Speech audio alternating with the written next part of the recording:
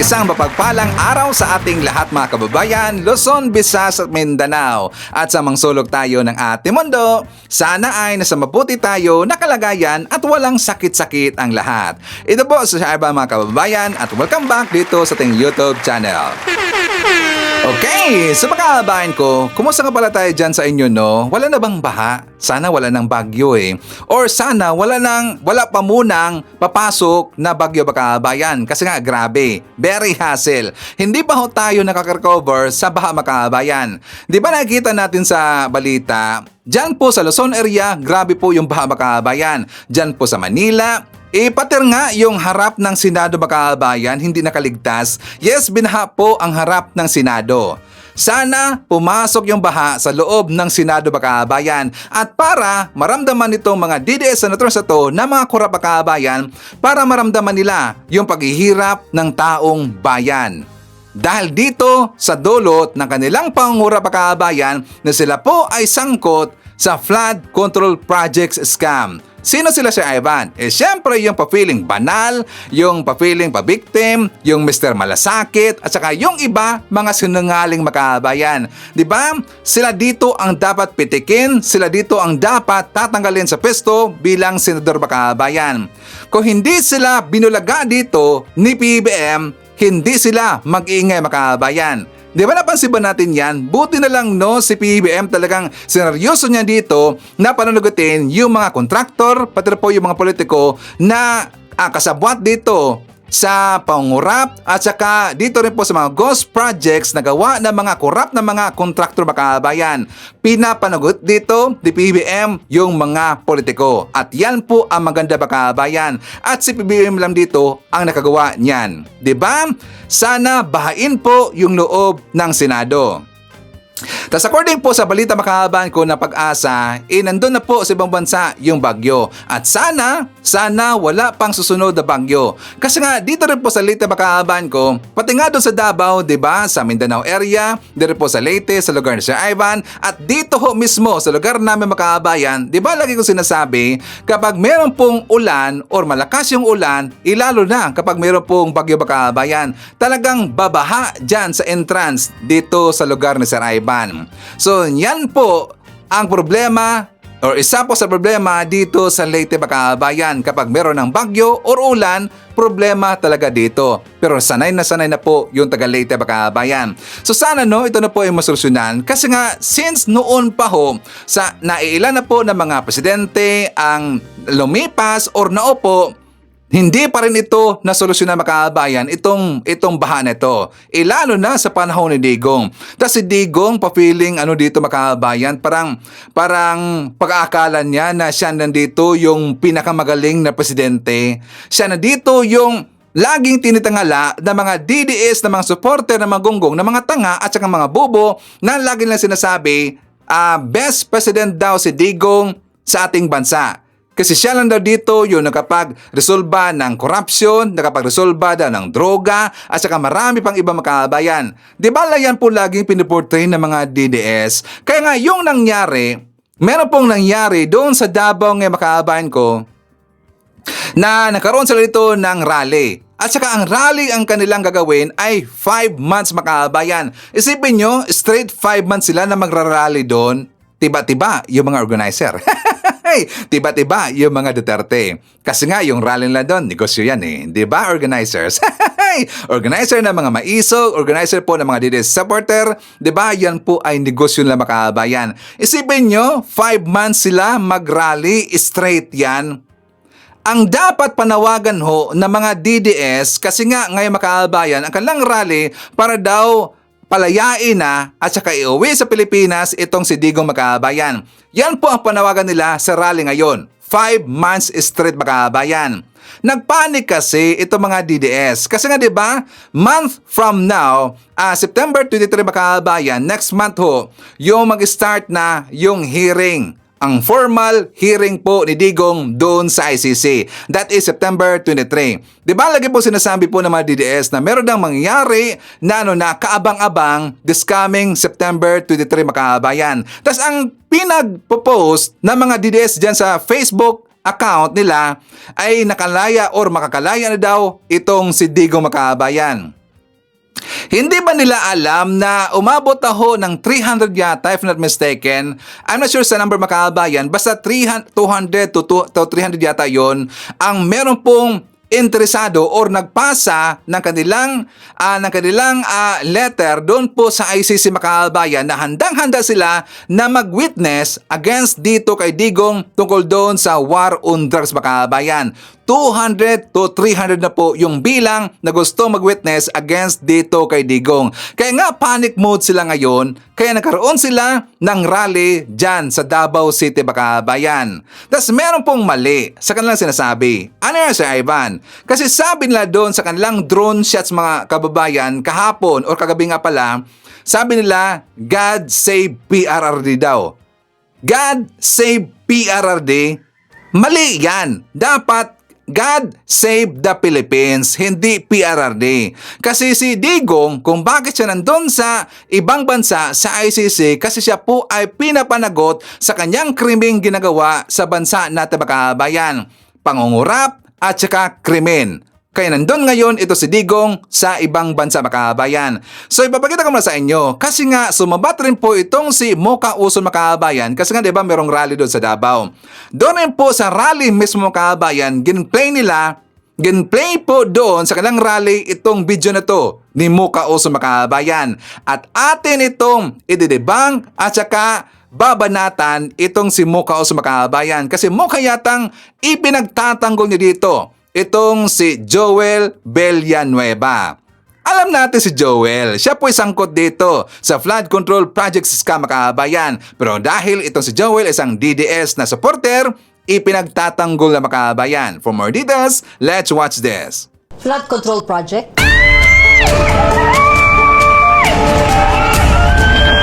Ghost nga ba? Saan napunta ang bilyong-bilyong pondo na inilaan dito? Alam niyo ba na ayon mismo kay Senator Joel Villanueva, 1 billion pesos kada araw ang ginagastos ng gobyerno para sa flood control projects? 1.08 billion pesos budget a day. And then you're gonna say, Mr. Secretary, wala pong feasibility study and huwag kayong magulat kung ghost project yung makukuha natin dito. Ang tanong, bakit hanggang ngayon, baha pa rin ang problema? Nasaan ang 5,500 na flood control projects na pinagmamalaki? Tama nga ang sinabi ni PRD noon sa kanyang SONA. I just heard from a psychic that the first crack when the big one hits here in the center of this. Philippines is so corrupt, it's so lousy that if you kill all congressmen, senators, and the president, we will have a new day. Kung ganito kalala ang korupsyon, dapat seryosohin natin ang investigasyon. Ang pera ng taong bayan ay dapat ibinabalik sa serbisyo, hindi sa bulsa ng mga tiwaling opisyal. Ako po si Mocha Uson, ang boses ng ordinaryong Pilipino. Siya si Mocha Uson, ang boses daw ng mga kop-kop. Kilala natin itong si Mocha mga kabayan. 'Di ba siya yung napapakita talaga on live no napahimas ng kanyang bundog. At saka honestly, siya rin po daw ay isang kop-kop mga kabayan. Baliktaran nyo na lang po, okay? So itong si Mocha Uson napapaipal. Siya ngayon ay pumasok mga kabayan kasi alam nila itong mga DD senators ngayon ay sinabon ho. Talagang nililitsyon ngayon ng taong bayan. Kasi nga karamihan po sa mga DD senators ito ay napag-alamang sangkot dito sa flood control project sa scam. Diba Mocha Uson? Ang dapat panawagan ninyo dyan sa Davao. Kasi nga, kung titingnan natin yung balita mga kabayan, until now, dyan po sa Facebook accounts natin, tingnan nyo po, bumaha pa rin ang Davao hanggang ngayon. Grabe ang baha dyan sa Davao. Sana i-insert ninyo. Kayo naman po ngayon, dahil po kayo ay nagrally ngayon dyan sa Davao City, i-insert ninyo ang panawagan. Panawagan sa mga Duterte, panawagan kay Digong kung nasaan na ang flood control projects dyan. Bakit binaha pa rin ngayon? At bakit ganun kalaki po yung budget na almost 400 billion pesos mga kabayan ang budget ho ng Davao para lang sa flood control projects? Pero bakit hanggang ngayon hindi pa rin maresolba or hindi pa rin naresolba yung baha nila dyan sa Davao mga kabayan? Diba? Yan po yung malaking question mark. Matagal na ho ang mga Duterte dyan sa Davao. Pero bakit hindi nila naresolba yung baha dyan mga kabayan? Yan ang dapat na panawagan, Mocha Uson. At tungkol naman dito kay Joel Villanueva na pa-feeling banal, siya ba yun Sir Ivan? O siya po yun, pa-feeling banal? Na kung saan sinasabi niya doon sa kanyang privilege speech mga kabayan sa Senado na wala daw siyang alam or kilala na kontraktor na naghawak dito sa flood control projects mga kababayan. Diba, gindinay niya? Grabe ang denial ni Joel eh. Kaya nga siya dito ay tinawag mga kababayan, binansagan dito na isang Joel is Lord. Sakto ba yun? Diba member po ng GIL? Sakto, pangalan natin yan eh.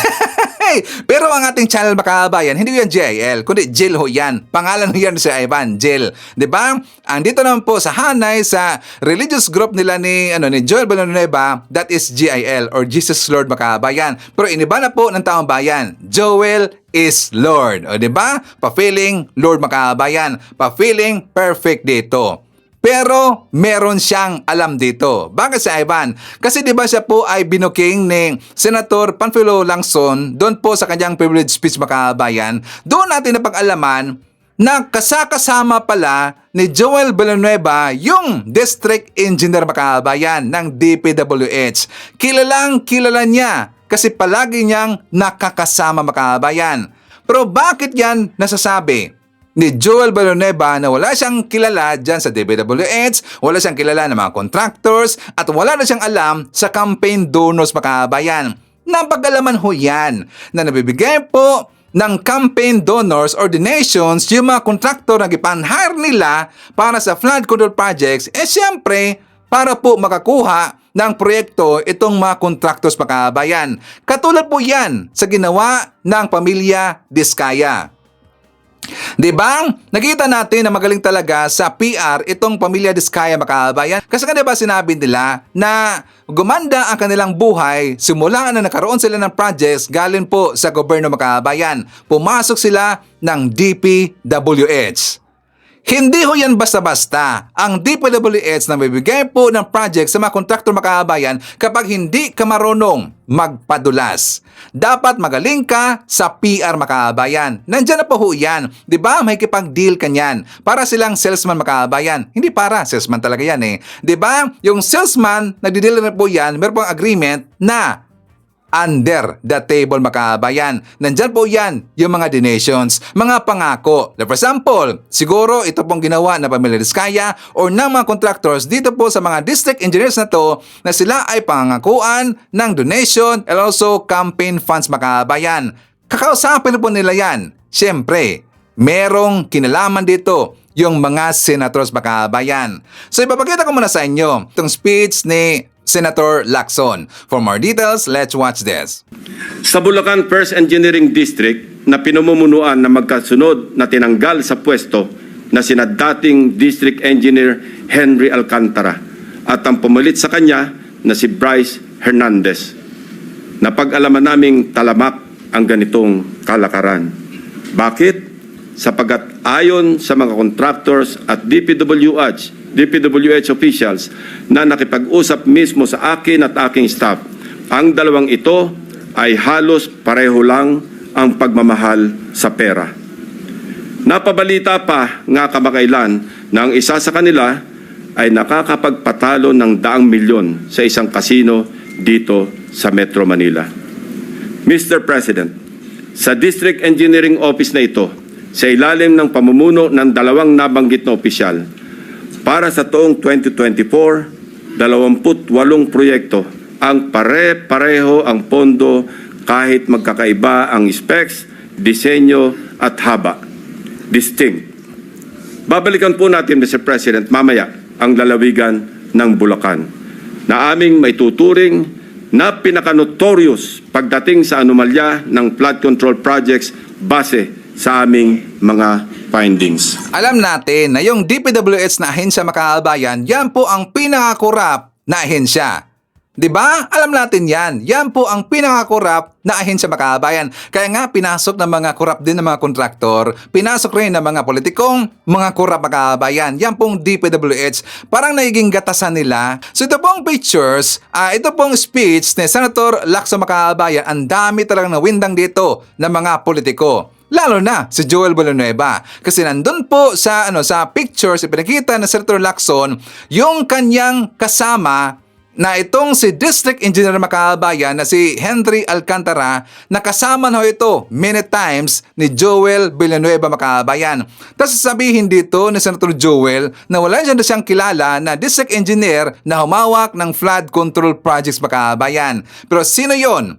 Si Henry Alcantara. Hindi makalusot dito itong si Joel Villanueva mga kababayan. Dapat talagang pananugutin tong gunggong na to kasi nga pa-feeling victim pa-feeling banal mga kababayan, di ba? Sinungaling talaga And also, ipapakita ko rin po sa inyo mga kababayan ko itong interview ni Julius Babaw dito sa Pamilya Diskaya. Ito po ay very, very controversial mga kababayan. Bakit siya, Ivan? Kasi itong interview na to, ito ay nangyari before pa yung election mga kababayan. So, sa tingin dito ng mamayang Pilipino, parang gin-promote dito ni Julius Babaw itong Pamilya Diskaya mga kababayan. Pero ang pangit tingnan, kahit sinabi ni Julius Babaw na ang kanyang vlog mga kababayan dito sa Pamilya Diskaya, ito daw ay rags to riches.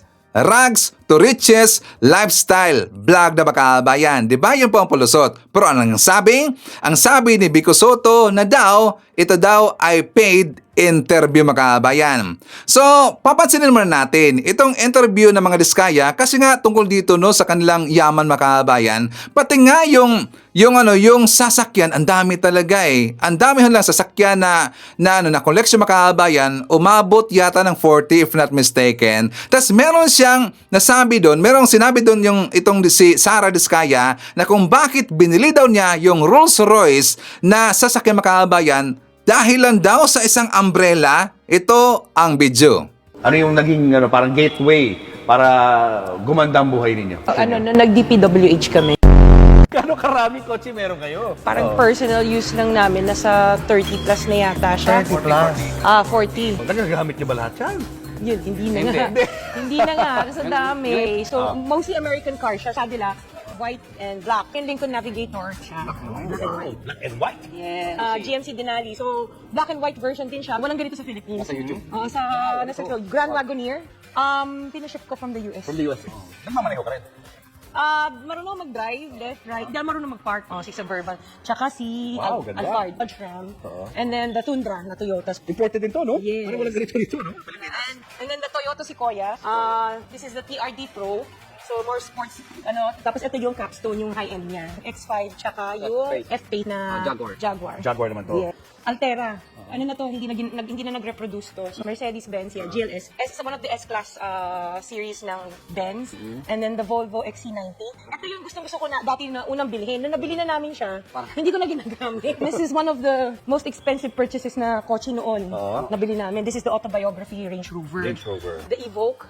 Oo, gusto ko sana maliit lang. Tsaka yung kulay niya kasi gusto ko red. And then, Defender. Nakita ko to sa Dubai. Nakita ko sa magazine. Tapos sabi ko, gusto ko na ganito. And then we have yung LM, yung Lexus. The higher end of Yes, the higher end of the Alphard. And of course, yung LC2. Yeah. And then sabi ko, gusto ko ng Artista van. Oo, yung Savannah. Nagpahanap talaga ako yung Artista van. So, GMC siya. Unang bili namin ng white na Cadillac, dumating tong Ford Bronco. Binalik to. So, this is one of the first editions of the Ford Bronco. So, yung Benz GLE. Tapos ito yung X7. Nung lumabas siya, bumili kami kaagad. Tapos we have yung Sprinter. Isang Artista van din siya. Showbiz na showbiz. Artista ba rin naman? Ito naman, the Gladiator. This is my son's car birthday gift namin sa kanya to. Ito. This is the Porsche, yes. Sabi namin, gusto namin makaano ng medyo parang sporty, pero hindi namin nagagamit. And then we have the Maserati. Maserati? Yes. So nung lumabas siya, bumili kami ng Maserati, itong model na to. Hindi rin siya nagagamit. G63. Matte finish siya. So very rare yung ganitong kulay. Benz na Avantgarde. Ito yung Bentley. Ito ang binili ko to kasi kaya nagustuhan ko to. May wine glass rin sa loob. Pero hindi naman namin nagagamit. So ito. And then we have the Maybach. Mercedes-Benz Maybach. Yung SUV version ng kinuha namin. Ito color niya? Yung latest. Your favorite? Yes, our favorite is the Rolls. Rolls Royce. Yes, the Rolls Royce. This is the Kulinan. And kaya ko to binili. Sa loob. So kaya mo to kinuha dahil? Kasi ito may payong. Natutuwa ako sa payong. Ano yung naging parang gateway para gumanda ang buhay ninyo? Nag-DPWH kami. Siyam pala na kumpanya ng mga Diskayang nakasungkit umano ng bilyones na kontrata para sa flood control project. Sa pagsusuri ng Billionaire News Channel, aabot sa halos 31.6 billion pesos o mahigit 6% ang flood control projects na posibleng hawak ng pamilyang Diskaya sa buong bansa. Grabe no, ang daming koleksyon ng mga sasakyan makaabayan. Pero sila po ay yumaman, doon pumasok na ho sila sa DPWH makaabayan. O diba? Mismong pamilya Diskaya na po ang nagsabi niyan. So dahil po nakita yan ng ating gobyerno ang kanilang yaman makaabayan or yung mga koleksyon nila ng mga sasakyan, not just sasakyan. Nakita ko rin po yung buong vlog ni Julius Baba makaabayan. Meron po silang ipinakita doon ng mga rebulto na mamahalin talaga eh. Kaya ito po ay nasilip ng ating gobyerno at ang design po ngayon ng ating gobyerno na sila ay iimbestigahan makaabayan. Yes, iimbestigahan na po ng taga BIR itong pamilya Diskaya. At yan po ang dapat kasi nakakaduda talaga eh. For example doon po sa babalikan ho natin po yung sasakyan makaabayan na Rolls Royce na according sa kanya na parang bumili na sila ng budget meal. Parang bumili na ho sila ito ng pagkain makaabayan na parang instant ganon, kayang-kaya lang bilhin. Kasi nga marami silang pera eh. 'Di ba? According sa kanilang makaabayan. So binili na po nila yung Rolls Royce dahil nagustuhan niya na meron daw ang umbrella makaabayan. Tas iisipin niyo po, mamahaling sasakyan ang Rolls Royce makaabayan. Magkano Sir Ivan yung pinakamura na Rolls Royce? According po doon sa Google makaabayan, nakita ko kanina, 15 million pesos ho ang pinakamura na sasakyan ng Rolls Royce makaabayan. Yan po ay isang used car na Rolls Royce. Hindi ho yan yung brand new makaabayan. Hindi yan brand new, kundi yan po ay used car na Rolls Royce. Ang ibig sabihin makaabayan, according po doon sa Google, ang normal talaga na presyo ng Rolls-Royce na sasakyan ay nandyan po sa range ng 33 million pataas makaabayan. Isipin nyo, 33 million pesos, ganon po kamahal ang sasakyan na makaabayan. Tapos yung 33 million pesos ho na Rolls-Royce, yan lang po ay entry level makaabayan. Yung pinili ho na pamilya Diskaya, hindi ho yun entry level na Rolls Royce. So ibig sabihin, mas mahal pa po yun makaabayan. Diba? Grabe talaga eh. So tama po ang desisyon ng ating gobyerno na dapat talagang iimbestigahan itong pamilya Diskaya makaabayan. So ngayon, very controversial kasi nga diba sila po ay pinaparinggan ni Mayor Vico Soto makaabayan na paid interview daw itong ginawa ni Julius Babaw and also ni Corina Sanchez makaabayan sa pag-interview nila dito sa pamilya Diskaya. Diba umalma po itong si Julius at saka itong si Corina makaabayan na hindi daw yan paid interview. Lalo na sinabi po ni Mayor Vico Soto na 10 million pesos daw yung bayad doon makaabayan. Pero merong nakalagay sa baba na hindi daw yun exact number or numero kung magkaano yung ibinayad doon sa mga vlogger makaabayan. Yun lang daw isang sample lang na numero. Diba? Tas sumalma itong si Corina Sanchez na ito daw ay libelous ang sinabi ni Mayor Vico Soto makaabayan. So probably itong si Corina Sanchez siya po ay mag-file ng kaso na cyber libel dito kay Vico Soto makaabayan. Mag-file siya ng cyber libel. At kapag mangyayari yan, first time dito na isang journalist na mag-file ng cyber libel makaabayan, itong si Corina Sanchez. Kasi nga diba yung mga journalist, ayaw nila sa cyber libel. Kasi gusto nila freedom of speech makaabayan, freedom of expression. Diba yan po lagi lang sinasabi? So kapag mangyayari yan na itong si Corina Sanchez, kanyang kakasuhan itong si Mayor Vico Soto makaabayan, first time ho na journalist na mag-file ng cyber libel, itong si Corina makaabayan. Pero alam niyo ba, 2 times pala in-interview ni Corina Sanchez itong pamilya Diskaya makaabayan. Kasi yung una, last November, last year. Ang second po na interview ni Corina Sanchez, that is last January yata, if I'm not mistaken. January ba or February makaabayan? Before yon sa election 2025. So before tayo magpapatuloy sa ating talakayan makaabayan, syempre i-acknowledge muna natin ang ating mga viewers na may maraming comment dyan sa baba sa ating comment section, ang ating pong top 5 commenters. At nandyan sa ating listahan, nandyan po si Sampagita, mayroon siyang 58 na mga comments. Nandyan rin si Ines Santa, mayroon siyang 42 na mga comments. Shoutout natin si Meroflor Espirito, mayroon siyang 17 na mga comments. Nandyan rin si Uzay Neti, Riley, mayroon siyang 13 na mga comments. And Zach Tamundong, mayroon siyang 12 lahat ng mga comments. Okay? So, thank you so much po sa ating mga viewers na may maraming comment dyan sa baba sa ating comment section. At syempre, i-shoutout natin ating mga pinalangga na mga legends, ang mga senior citizens. Hello po, kumusta ang lahat? At syempre, i-greet natin ng happy birthday ang lahat ng mga viewers na nag-birthday ngayong araw. Happy birthday! At syempre, hindi rin natin kakalimutan. I-shoutout natin ating mga viewers na lagi pong nangunguna sa pag-comment dyan sa baba sa ating comment section. Nandyan ang una po si Emmy Mapalad, End Times Rapture. I-shoutout natin si Adalwisa Taha from Riyadh, Saudi Arabia. Nandyan rin si Juan Freddy Guzman. I-shoutout natin si Gina G. Hi to Jen Mirafuentes. Nandyan rin si Maria Cristina Fernandez Manimbao. Fee Apolinario. Nandyan rin si ME, si Michael Venus. Hi to Caroline Tumaning. She's watching from Manila, Quezon City. Hi to Happy Large Waterfall. Barbara De Vela, Federis. Nandyan rin si Shirley Risman. And hi to Jane Rabara. Okay, so makaaban ko, papasinin natin yung post ni Jason Sa doon sa kanyang Facebook account na daw na yung kaso ng QOGC doon sa US makaaban ko, ibinasura daw. So according po dito sa post ni Jason Sa, sabi dito, just in, Korte sa Amerika, ibinasura ang mga kasong human trafficking, forced labor at money laundering versus QOGC leader makabayan. Ngayon nagbunye, ito mga DDS supporter, pati po yung kulto ng QOGC makabayan. Happy sila. Pero bakit daw merong request ang US na i-extradite yung itong si Kibuloy Makabayan pupunta doon sa US. Diba meron pong balita na daw nag-request na yung US na daw ipapadala itong si Kibuloy doon sa US Makabayan para lilitisin. Hindi kasi yan naintindihan ng mga DDS supporter Makabayan.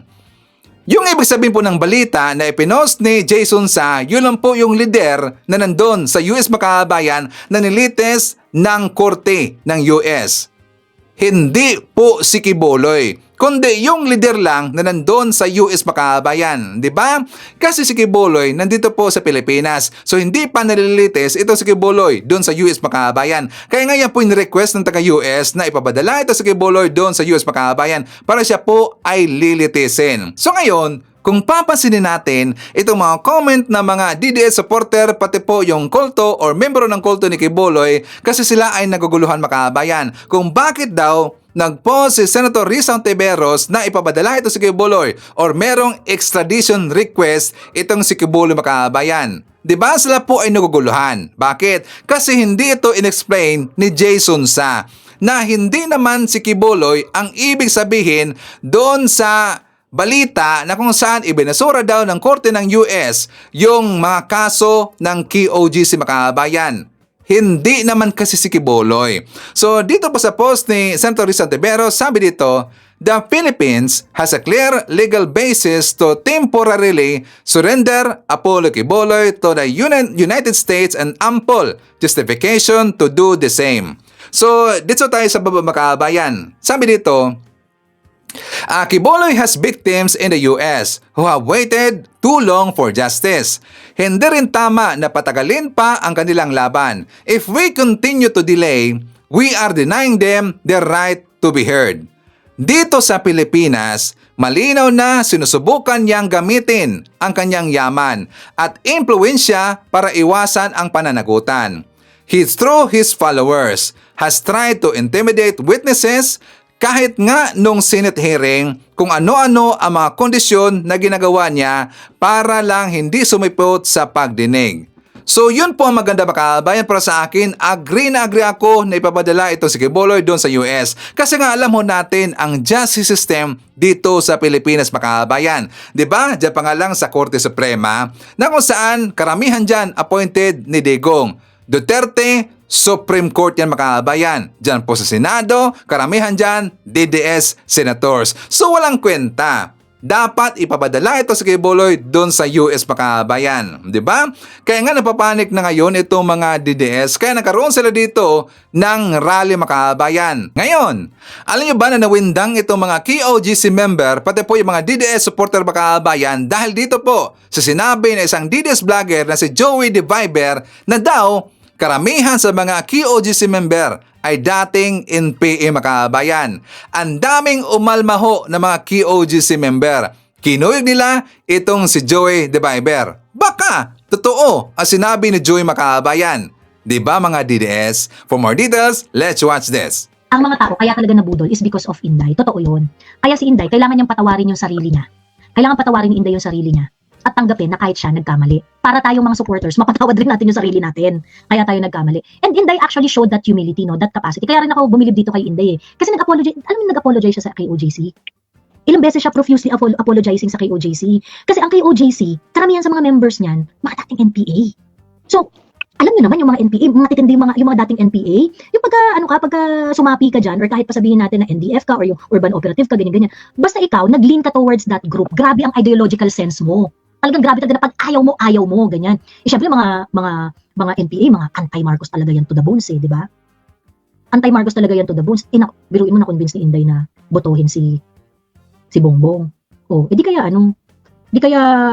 nag-ano si Inday, talagang nag-apologize siya na somehow crucial talaga yun eh. It was because of her. Oh, di ba, DDS? Grabe ang pasabog ni Joey. Totoo ba yan? Dating NPA itong mga member ng KOGC Makabayan. Kaya siguro na meron po silang sinasabi na grupo na Angels of Death Makabayan na ito po yung titigi sa mga membro ng KOGC kapag sila ay titiwalag o kapag sila ay magta-traitor sa kanilang pangkat o kapag sila ay aalis sa kanilang grupo, ito daw ang hahabol sa kanilang makabayan, ito ang titigi sa kanila. Diba? Meron sila sinasabi po na Angels of Death. Kaya siguro, meron silang ganyan kasi nga dating NPA daw yung mga membro ng KOGC Makabayan. According ni Joey the Viber. O, diba? Grabe talaga eh. So, anyways, makahaban ko, ipapakita ko rin po sa inyo itong pahayag ni Mike Abe. For more details, let's watch this. Posible po na nangyayari na at ginagawa na ng mga sangkot sa katiwalian sa ating pamahalaan, politiko man or private sector na mga kontraktor na kanya-kanya silang tago na ng kayamanan. Dahil nabulgar na po ang karamihan ghost project. Walang project pero bayad sila. Walang project pero kinuha nila ang kabuang bayad na daan-daang milyon hanggang bilyong piso ang lumalabas sa expose po ng ating Pangulong Marcos. At dahil dyan, tinatawagan natin ang pansin ang Anti-Money Laundering Council. Okay? Ang AMLA, ipatupad nyo ang batas, i-monitor nyo ang volume ng pera ng mga kontraktor at politiko na posibleng ang kanilang kayamanan at mga perang yan dito at sa abroad ay galing sa ghost project. Hindi lang sa flood control program kung hindi sa maraming mga proyekto na merong ghost project. Kung merong multong project sa flood control, ay sa ibang mga project meron din na ang kasapakat dyan ay kontraktor at politiko.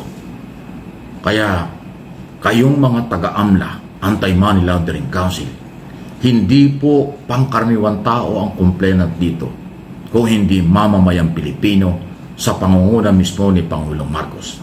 Kasi si Pangulong Marcos ang nag-expose ng korupsyon. Siya ang umamin na merong korupsyon sa kanyang mga project sa nakaraang 3 taon. Ngayong ini-expose na ni Ping Lacson na aabot ng 1.9 trillion pesos in 15 years. Ibig sabihin mula nung Aquino, Duterte at ngayong Marcos administration, ganong kalaki na ang posibleng nawawalang pera sa bulsa ng mamamayang Pilipino. Galing yan sa buwis at pinaghirapan ng mga Pilipino o yan ay inutang ng bansang Pilipinas sa labas ng bansa tapos tayong collateral ninakaw nila. Kaya alam nilang putok na itong balitang ito, guilty ang mga yan, alam nila yung kailang ginawa. Kaya ang gagawin ng mga yan, itago ang kanilang mga asset. Lalo na ang volume ng cash ng pera nila. Hindi yan dito tatago sa Pilipinas dahil makakabukuhan. sigurado sa abroad. Kaya yung anti-money laundering makipag-ugnayan na sa iba't ibang mga counterpart nila. Kaya nga merong anti-money laundering sa buong mundo. Yung maduduming pera, volume ng maraming pera na posibleng illegal ang pinanggalingan, illegal kung saan kinuha, yan ang hinahabol ng Anti-Money Laundering Council para po sa inyong kalaman. Mabagal lang sila, halos walang ginagawa, wala tayong naririnig. Ito hindi ito fake news. Ang Pangulo ang nakakakita, nakakasaksi. On the ground, pinupuntahan niya yung kanya nilagyan ng pondo. Pagdating doon, wala namang project. So malinaw na ang Pangulo ay niloko ng mga kontraktor. At pag niloko mo ang Pangulo, mamamayang Pilipino ang kasama ron dahil pera ng mamamayang Pilipino ang ginamit diyan ay pinambayad ng gobyerno under President Marcos sa ilalim ng kanyang 3 taong administrasyon. Ay yung mga nakarang administrasyon, wala hong ginawang ganyan. Sige lang ang bayad nila, sige ang bayad. Baka kasapakat pa nga sila. Baka may komisyon.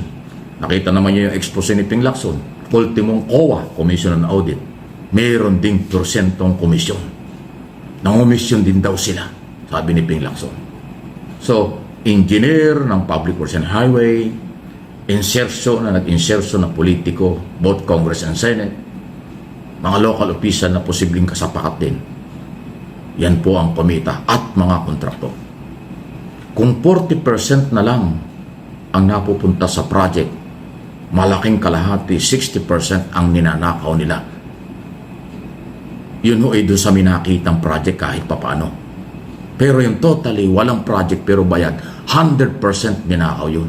100% nawala yung pera.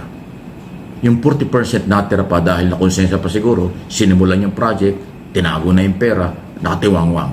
Yun yung natirang 40%. Pero yung totally walang project, walang ginawa, pero 100% bayad. Eh sabi natin, di ba trabaho ng COA? Alamin muna bakit nagbabayad, bakit pumapayag ang COA ang bayaran niya kung wala namang project. Ay paano nga nagiging bulag at bingi din ang COA? Kasi sabi ni Ping Lacson, parte ng komisyon. Nangungumisyon din. 0.5 to 1% daw po. Magkano ang 1% ng 1 billion? Magkano ang 1% ng 20 billion? Ganyan ang napupunta raw sa COA. Eh paano tayo? Sino pa magbabantay ng pera natin kung pati yung nagbabantay ay nangungumisyon? Wow! Ganyan ang kagarapal, ganyan ang katalamak ang nakawan sa Pilipinas.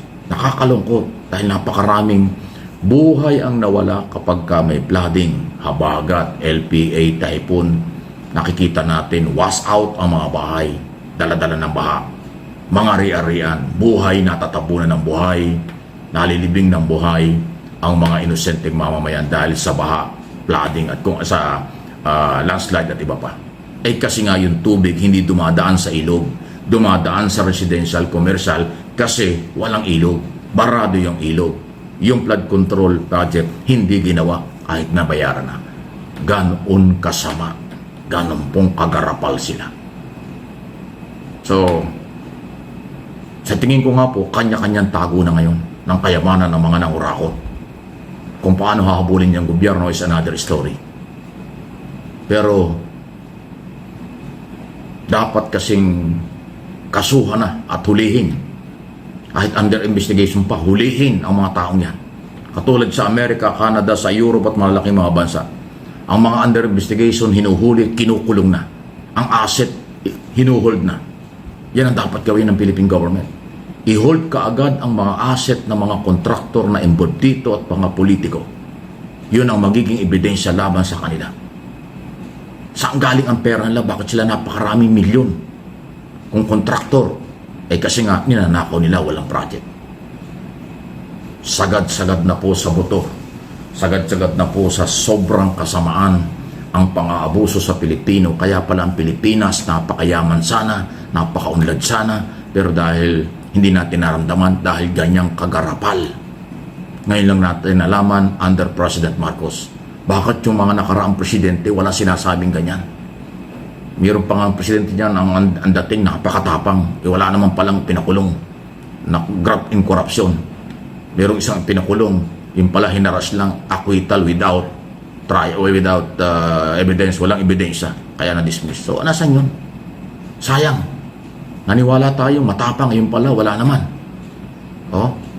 Kasi ang sinasabi ngayon, 15 years na more or less. Malamang hindi lang 15 years yan. Kailan pa ba nagkaroon ng flood control program? Bata-bata pa tayo, meron ng ganyan eh. So maaaring mula pa noon may nakawa na. Ngayon, ulitin ko, dahil ang Pangulo ang nag-expose nito, ang Pangulo ang nagsabi nito, hindi yan fake news kasi nakikita niya, yan ang maganda-gandang balita sa atin. Kasi kung pinagtakpan ni Pangulong Marcos, lalo tayong kawawa. Pero dahil kanyang inamin at kanyang in-expose na, tagagalit na siya, tulungan natin itong galit na ito ng Pangulo.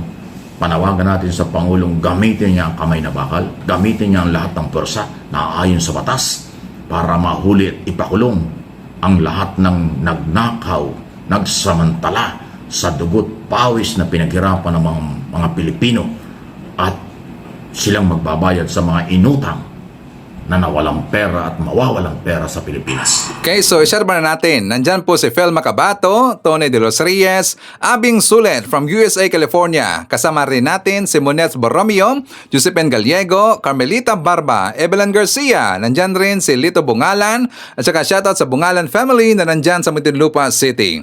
Kasama rin natin si Jocelyn David, Hap Shinobi from South Korea. Nandyan rin si Sally Abuan Mills ng Melbourne, China Angeles, Romeo from Lancaster. Nandyan rin si Nelda, Lorely Bernardo, Rosies Channel. Nandyan rin si Raul Buena, Flora Madrid, Jima Haikal, and hi to Jima Camarines. Okay? So mga DDS, na instead kayo ay mag-rally dyan sa Davao City ng 5 buwan na free Duterte, walang kwenta yan. Kahit 5 buwan kayo dyan na magsisigaw hanggang mapaos kayo, hindi nyo pa rin mapapalaya ito si Digong doon sa ICC. So walang kwenta yan. Dapat palitan ninyo. Ano Sir Ivan? Hindi free Duterte, kundi pananagutin ang mga Duterte. Pananagutin ang mga kontraktor. Kasi hanggang ngayon, binabaha pa rin kayo dyan sa Davao City. At ito po ang balita. Doble dagok ang sinapit ng ilang taga Davao City na nasunugan na. Binaha pa kaya kinailangan ulit ilikas. Ilang lugar din sa bansa ang binaha dahil sa malakas na ulan. Nakatutok si Marisol Abdurrahman. Pauwi na lang pinahirapan pa ng ulan ang mga guro at estudyante ito sa South Upi, Maguindanao del Sur. Mabilis na bumaha sa kalsada, kaya ang ilan sumuong sa baha. Nakaya naman! Pati ang ilang motorsiklo, kinailangan ng itulak para lang makatawid. Beach resort na! Kabi-kabila rin ang pagbaha sa Davao City. Ang ilang sasakyan, tumirik pa habang lumulusong sa tubig. Ayon sa opisyal ng ilang barangay, dulot ito ng malakas na buhos ng ulan na nasabay pa sa high tide. Sa barangay Leon Garcia Sr., nasunugan na nga, binaha pa ang mga evacuee na nasa gymnasium ng isang paaralan. Kanya-kanyang buhat ng mga gamit para lumikas ulit at ilipat sa 5 classroom. Kabilang sila sa mga inilikas dahil sa sunog nitong Lunes na nakaapekto sa halos 100 pamilya. Muli namang nakaranas ng malakas na ulan ang Bungaw Tawi-Tawi. Ayon sa ilang residente, mag-iisang linggo nang inuulan ang kanilang lugar. Sa Datooding Sinsuat, Maguindanao del Norte naman, tuluyan ang nasira ang tulay kasunod ng mga pag-ulan at pagbaha. Ayon sa Pag-asa, ang masamang panahon na naranasan sa ilang bahagi ng bansa ay epekto ng thunderstorms at Intertropical Convergence Zone o ITCZ. O, diba? Tas hanggang ngayon, ang mga sinisigaw pa rin ng mga DDS makabayan, free Duterte daw. Nagkabaha ba yung Davao at saka nasira yung mga bridge dyan sa Davao City dahil nakulong itong si Digong? Diba? So ang dapat ipapanawagan ninyo, ang dapat ang rally ninyo, panagutin ang mga Duterte. At yan po ang tama, di ba? So mga kababayan ko, by next week, makakaroon na po ng House probe tungkol dito sa flood control project scam. At saka ito ay sa pamamagitan ng TRICO mga kababayan. So dito natin mako-compare. Kasi nga, di ba, nakita na ho natin the way na mag-imbestiga itong Senado mga kababayan na kung saan hindi nila kayang ipapatawag itong mga senador. Yung mga sangkot na mga senador mga kababayan. Di ba? Hindi nila kayang banatan. Hindi nila kayang imbestigahan. So ibahin natin ang TRICOM. Ibahin natin ang House of the Representatives mga kababayan. Wala silang sasantuhin dito. Ito po ang ating balita. For more details, let's watch this. Kaya niyo ho ba, Congressman, sa mga nagtatanong, kaya ba ng TRICOM ipatawag ang kapwa congressman na sabihin po natin, posibleng involved or may questionable participation dito po sa mga flood control projects? At kaya niyo ho bang tanungin ang kailangang mga tanungin? Opo naman, in the first place, mas madali nga silang tawagin kasi ando na sila mismo sa Kongreso. At yung TRICOM po, I can assure you ma'am, and even the public, na wala itong kikilingan at magiging fair po yung investigation. Tandaan po ninyo, yung Quadcom ng 19 Congress, yan din yung medyo accusation before. Pero what happened after the Quadcom, lahat naman ang dapat ipatawag, lahat naman ang dapat akusahan. At siguro naman, the result will speak for itself. Maganda yung naging resulta po. And this time yung TRICOM, naniniwala po ako sa credibility ng tatlong chairman. One is Congressman Terry Redon, si Congressman Joel Chua ng Good Government, si Congressman Momo ng Public Works. So I believe na ano po to, tama lang na magsimula. At kami naman kung meron ng independent body na mag-iimbestiga, willing din po namin isubmit yung sarili namin kung meron masasabit sa mga Congress. Isubmit yung sarili namin to an independent body para once and for all din, ma-clear or maparusahan na yung merong kinalaman dito sa nakakasulasok nga sabi nyo na flood control project. Si Congressman Panaligan po, ipapatawag ninyo. Again, ma'am? Si Congressman Panaligan po, ipapatawag niyo ho ba? Yes, definitely, ma'am. Dahil sa privilege speech po ni Senator Lacson, lumabas na yung pangalan niya. So, once and for all, patawag namin siya. Malaman natin kung meron siyang kaugnayan dito sa usapin na to. At kung wala naman, sabihin niya rin sa amin. Pero kung meron, ma'am, willing po kami mag-recommend ng karampatang charges para sa kanya. Hindi po kukonsintihin ng leadership ng Congress kung meron mang kasalanan ng isang kamiyembro namin or kulig namin. Congressman Valeriano, during Senator Ping Lacson's privilege speech, hindi man niya ibinigkas ang pangalan ni Congressman Panaligan, lumabas naman po doon sa kanyang PowerPoint presentation, di ho ba? Dahil sa pag-imbestiga ng team ni Senator Ping Lacson, lumabas yung tinatawag na supposed to be accomplishment report ni Congressman Panaligan. Hindi naman po niya ito dinenay, kausap ko din po siya kagabi. Kayo ho ba may ganito, yung tinatawag na accomplishment report, katulad po ni Congressman Panaligan, kung saan lumabas yung 3.8 billion sa Nauhan at 800 million po sa Baco? To be honest, mama, dito po sa Metro Manila, wala ho kami natatanggap na accomplishment. Ako, I myself, I can speak for myself. Wala po kami natatanggap na accomplishment report. Nalalaman na lang po namin yan. First, ang procedure po na ginagawa ng DPWH dyan, pag pinresita yung NEP, ando na po yung kailangan mga flood control. Hindi po kami nagre-recommenda ng flood control dahil aminin ko na po sa inyo, hindi naman kami engineer or knowledgeable sa ganyan. It's only the DPWH na magpe-present po sa amin. Meron po silang master plan talaga. It might be a long-term master plan, kaya lang nagkakaroon ng problema po dahil hindi nga nila mapondohan ng isang pondohan lang, ng isang funding. So unti-unti po, kaya pagka nasisisi sila sa flood control, marami pa pong pagkukulang dito sa Metro Manila in regards to flood control project. Wala po kami natatanggap na kahit anong ganyan.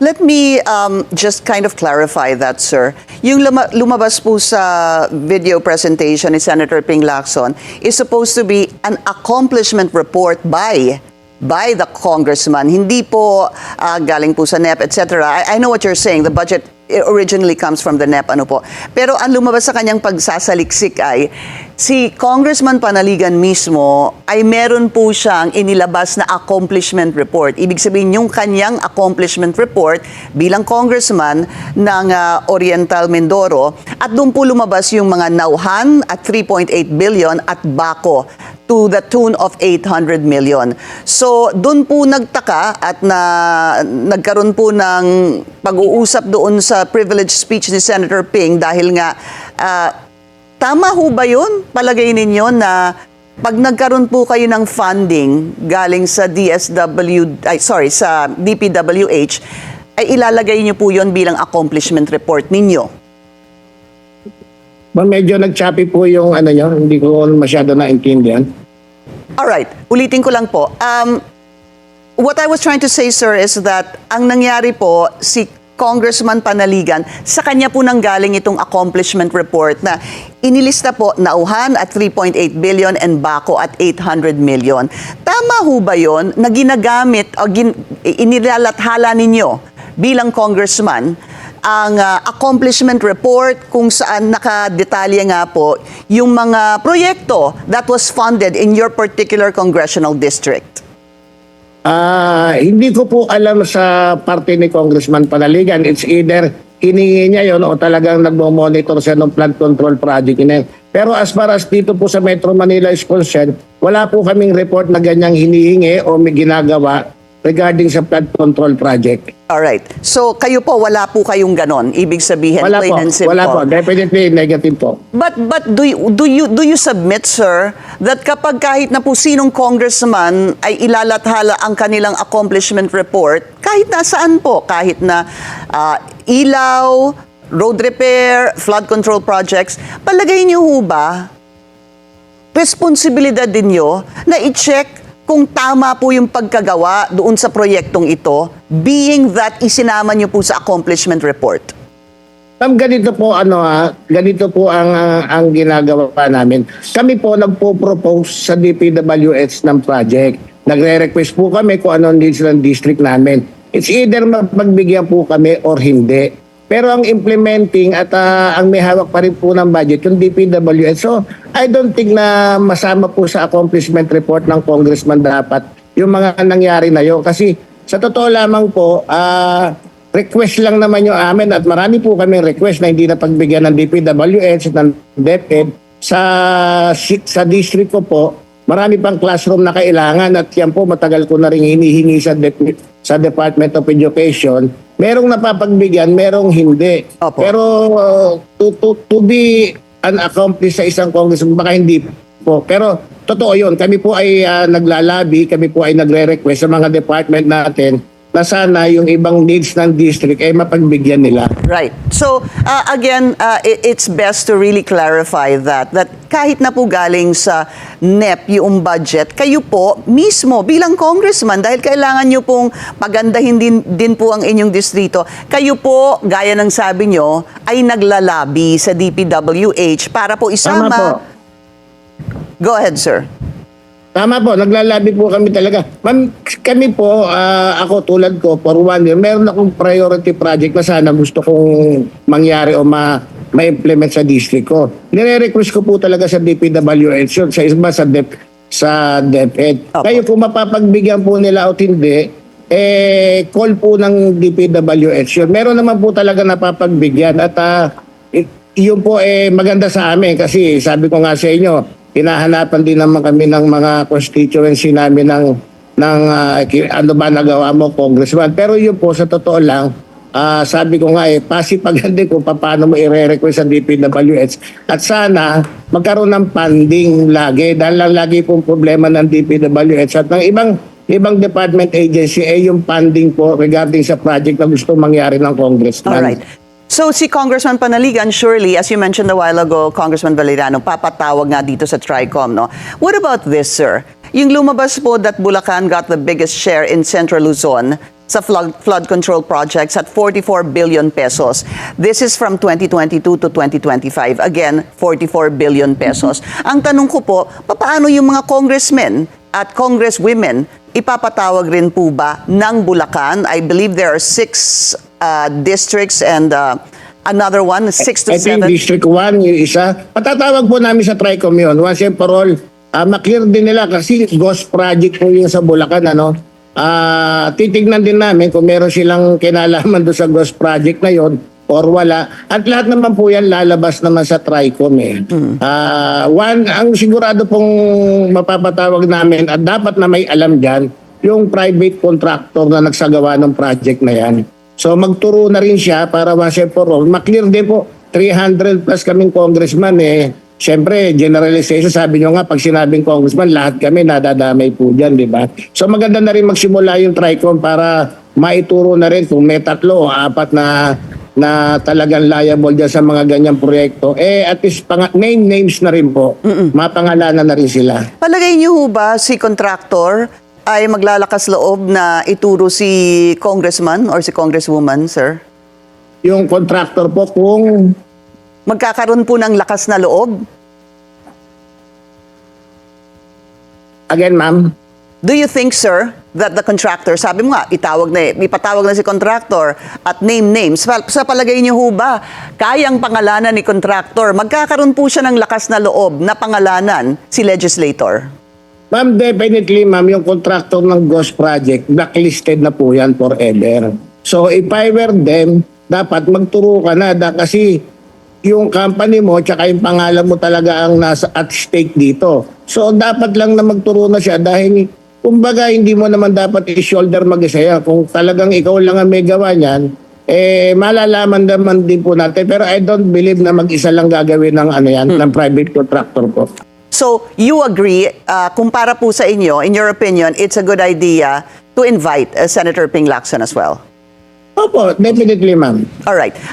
Just on a last note, no, Congressman, ito nga tinatawag na third party. Sabi nyo nga, mag-iimbestiga kami pagka may makita na may involvement ang isang congressman ay ilalagay sa, ililipat na namin yan sa ibang body that will investigate this. There was a suggestion, sir, by Mayor Benji Magalong to tap ex-magistrates, dating mga Supreme Court justices at dating mga ex-generals to also lead the probe. What do you think of this? Do you think this is a good idea?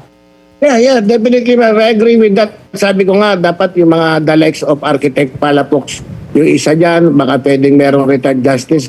Maganda po yun, magkaroon ng isang body na mag-i-investigate, yung independent body talaga. Para siguro mawala rin yung agam-agam ng publiko na parang lutong makauto pag Senate at Congress na nag-imbestiga. Pero in the meantime kasi, ma'am, kung mapapasin niyo po, it has been almost 2 weeks mula noong nagsono si Presidente. Yan po ang naging issue, yung flood control. At nadadrag naman po talaga ang pangalan ng mga politiko. So hanggat wala pong investigating body na independent na nagaganyan, siguro pwede rin nilang tignan yung TRICOM tsaka yung Senate.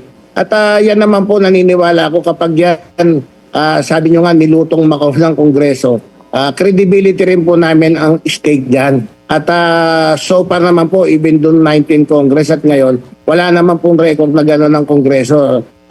In example ko nga sa inyo yung Quadcom, di po ba? Natapos siya ng maganda naman yung credibility.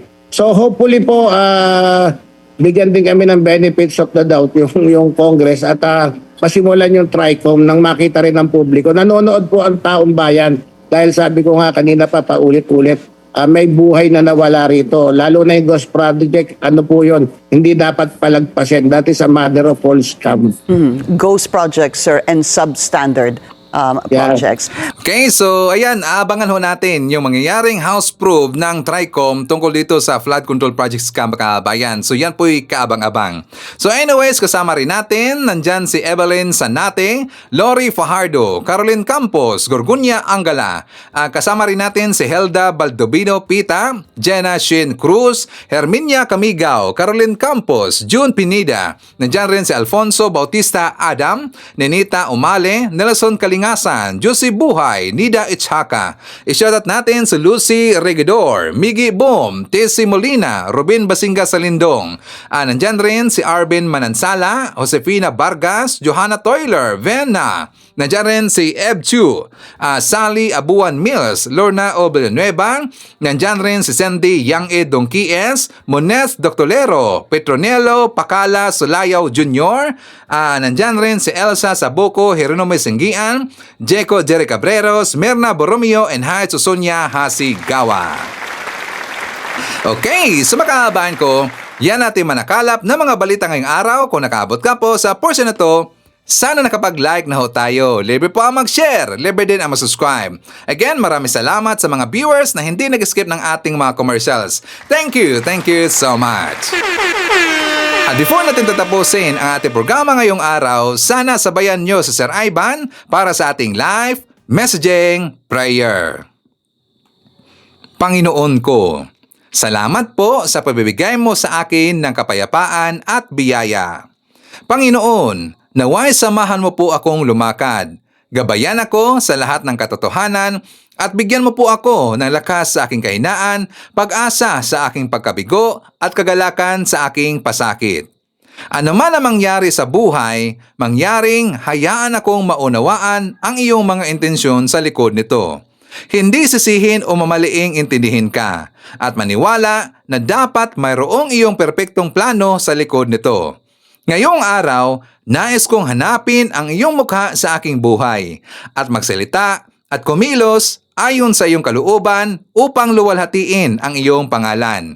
Idinadalangin ko ito sa pangalan natin Panginoon Jesucristo. Amen. So maraming salamat mga kababayan, and I hope to see you again on my next video.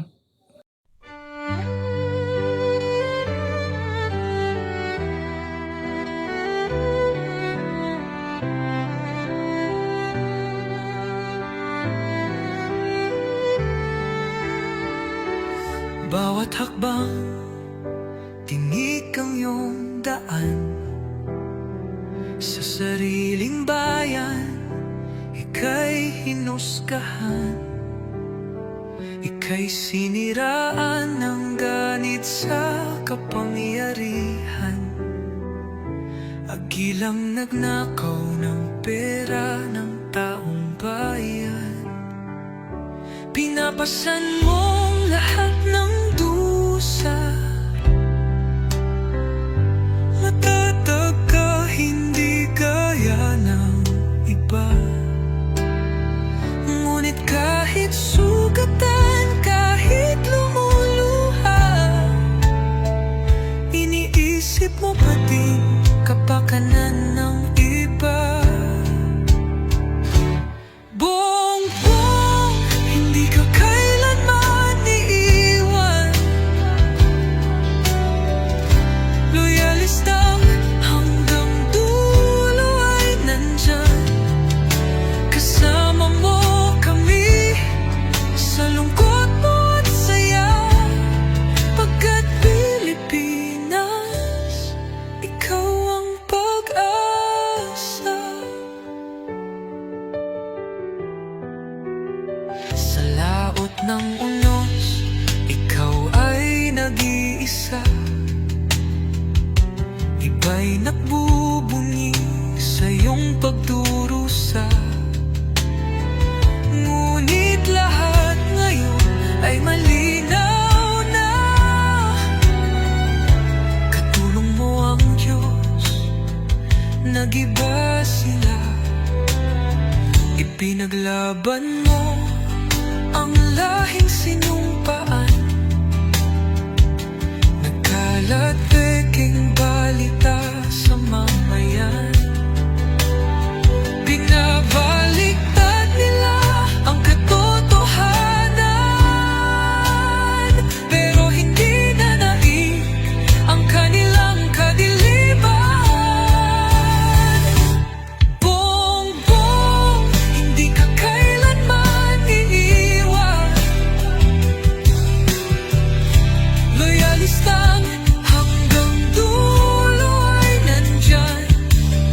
Kasama mo kami sa lungkot mo at saya. Pagkat Pilipinas, ikaw ang pag-asa. Ikinuhit ng kasaysayan ng pangalan mo, dalisay.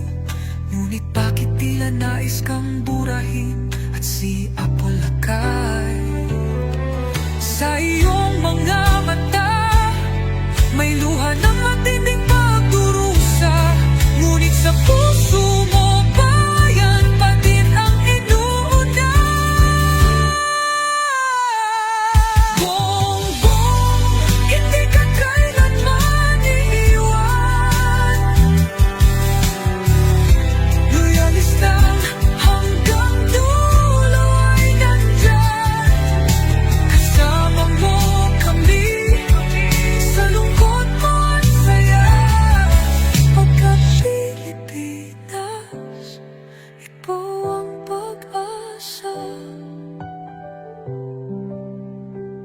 Bawat hakbang, tinik ang iyong daan.